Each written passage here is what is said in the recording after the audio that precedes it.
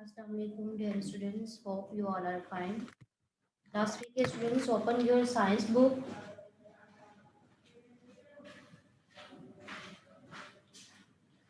page number 36, unit number 6 water. आज हम इस चैप्टर की रीडिंग करेंगे। All living things need water. तमाम जानदारों को पानी की जरूरत होती है। ना फर्स्ट वाटर, वाटर कहते हैं पानी को। Water is found water is found in all three states of matter. पानी मादे की तीनों हालतों में पाया जाता है। Solid water is ice. मादे की ठोस जो सूरत होती है वो उसमें पानी आइस यानी कि बर्फ की सूरत में मौजूद होता है। Liquid water is water. Matter की जो सेकेंड स्टेट है लिक्विड, उसमें पानी इसी अपनी ओरिजिनल फॉर्म में मौजूद होता है। The gas form of water is water vapour और स्ट्रीम। स्ट्रीम के मानी है भाप। जब गैस की सूरत में पानी किस तरह से मौजूद होता है, भाप की शक्ल में आपके पास मौजूद होता है। Water can be change from one form to another by heating और cooling। पानी को हम एक हालत से दूसरी हालत में किस तरह से तब्दील कर सकते हैं।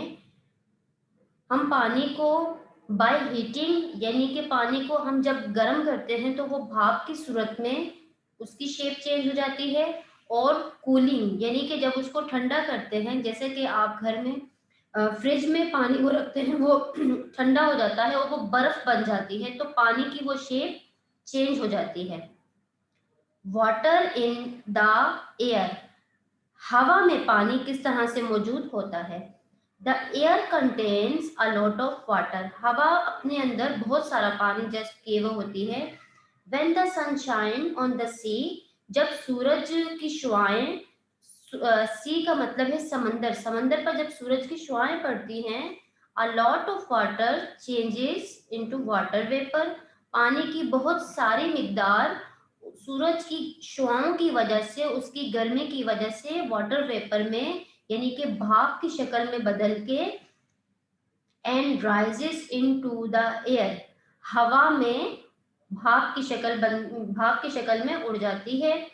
व्हेन, जब this water vapour is cooled by the air, और यही वाटर वेपर जब जमीन से दूर ऊपर हवा में जाके ठंडा हो जाता है, it turns back into टिनी drops. टिनी drops का मतलब होता है पानी के छोटे छोटे कतरे of water which float in the air.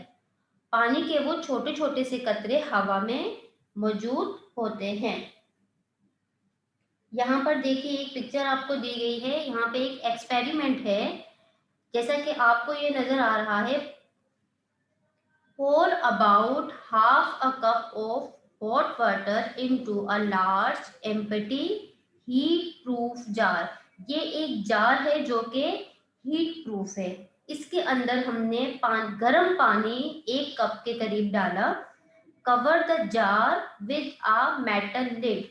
ये आपको मेटल की लिड नजर आ रही है। इसको हमने, इस जार को इस मेटल की लिड के साथ हमने क्या कर दिया, कवर कर दिया।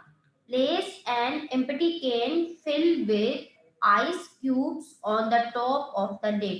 इस लिड के टॉप पे हमने एक छोटा सा केन रखा जिसके अंदर छोटी छोटी सी आइस क्यूब यानी कि बर्फ के टुकड़े हमने डाल दिए।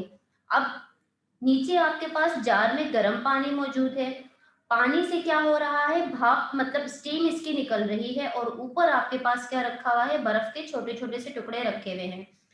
गर्म पानी की भाप की वजह से वो बर्फ के जो आइस क्यूब्स के जो छोटे छोटे से टुकड़े हैं वो नीचे से उसको गर्म मतलब पानी गर्म होने की वजह से भाप उस पे लग रही है, तो छोटे छोटे से पानी के कतरे वो उस जार के अंदर गिर रहे हैं, क्योंकि ऊपर ठंडा है और नीचे जो है वो गर्म पानी की वजह से वो बर्फ पिघल रही है और छोटे छोटे से पानी के कतरे इसमें गिर रहे हैं। What do you see? इसके अंदर आपने क्या देखा? देखो मैंने आपको बताया it is raining inside the jar, यानी कि जार के अंदर बारिश के यानी पानी के छोटे छोटे से कतरे गिर रहे हैं। इसके बाद है आपके पास द वाटर साइकिल, यानी कि पानी का चक्कर। हाई इन द स्काई, आसमान पर बहुत बुलंदी पर, इट इज वेरी कोल्ड, बहुत ज्यादा ठंड होती है। Water vapour that rises high above the land cools down to form clouds, पानी जब भाप की शक्ल में बन के ऊपर बुलंदी पे चला जाता है तो वहां जाके क्या होता है कि वो बादलों की शक्ल इख्तियार कर लेता है। Clouds contain millions of टिनी drops of water, बादलों के अंदर पानी के मिलियंस की तादाद में छोटे छोटे से कतरे मौजूद होते हैं। When clouds cool, जब वो बादल बहुत कूल हो जाते हैं यानी कि ठंडे हो जाते हैं, as they pass over a mountain, यानी कि वो जब पहाड़ों के पास से गुजरते हैं, the tiny drops of water join up to form bigger drops of water, जब पहाड़ों के पास से गुजरते हैं वहां पर बहुत ज्यादा कूलिंग होने की वजह से पानी के छोटे छोटे कतरे आपस में ज्वाइन होकर बड़े कतरों की शक्ल इख्तियार कर लेते हैं, क्योंकि कूलिंग ज्यादा होने की वजह से वो जम जाते हैं, बहुत उनके करीब करीब होके वो छोटे कतरे बड़े कतरों की शक्ल में इख्तियार कर लेते हैं। These bigger drops of water are too heavy to float in the air, वो बड़े कतरे, पानी के बड़े बड़े कतरे जो है वो हवा के अंदर फिर बहुत ज्यादा हेवी यानी कि भारी हो जाते हैं। So they fall to the ground as rain, फिर क्या होता है क्योंकि वो भारी कतरों की शक्ल इख्तियार कर लेते हैं, वो कतरे फिर जमीन पर बारिश की सूरत में जमीन पर गिरते हैं। यहाँ पर आपको एक पिक्चर दिखाई गई है, क्या है ये? Water cycle.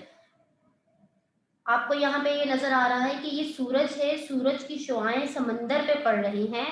सूरज की शुआएं समंदर पे पड़ने की वजह से वो जो हीट समंदर के पानी पे पड़ रही है तो उसमें से पानी बुखारात बन के वो ऊपर हवा में जा रहा है, और यहाँ से फिर ये क्या है, ये बादलों के वो छोटे छोटे से पानी की मतलब जो भाप थी ऊपर जब आसमान पे बुलंदी पे जमीन से दूर जाता है तो वो बहुत ठंडा होने की वजह, जब ठंडा हो जाता है तो पानी की छोटे छोटे कतरों की शक्ल इख्तियार कर लेता है, और यही पानी के छोटे छोटे कतरे बादलों की शक्ल इख्तियार कर लेते हैं।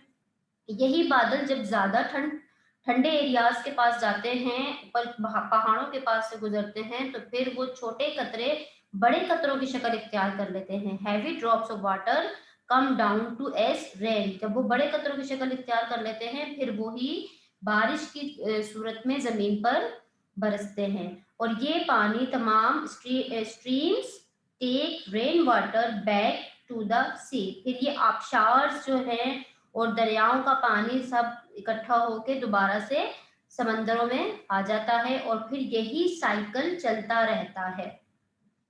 इसको कहते हैं water cycle. Rain water runs into steam and reverse, बारिश का पानी जो है वो आबशारों और दरियाओं में जाता है। Reverse flow into the sea, फिर वही दरिया समंदरों की तरफ उनका पानी बहता है। So the water returns to the sea, इस तरह से वो पानी दोबारा से समंदरों में आ जाता है। In this way the water on the earth goes round and round, इस तरह से ये पानी जमीन पर ही राउंड एंड राउंड घूमता रहता है, यानी कि पहले वो सूरज की शॉक की वजह से भाप बन के उड़ता है, फिर वो बादलों की शक्ल इख्तियार करता है, फिर यही बादल जमीन पर बरसते हैं, ये पानी दोबारा से फिर आबशारों से दरियाओं से होता हुआ फिर दोबारा समंदर में आता है, और इस तरीके से ये साइकिल चलता रहता है। We call this process of the water cycle, और जो ये अमल है इस अमल को हम वाटर साइकिल कहते हैं। सो डियर स्टूडेंट्स, आज की क्लास में हमने इसकी रीडिंग की। बाकी इस बाद नेक्स्ट क्लास में हम इसकी मजीद रीडिंग करेंगे। आपने इसको अच्छी तरीके से रीड करना है। See you in the next class. Allah हाफिज़।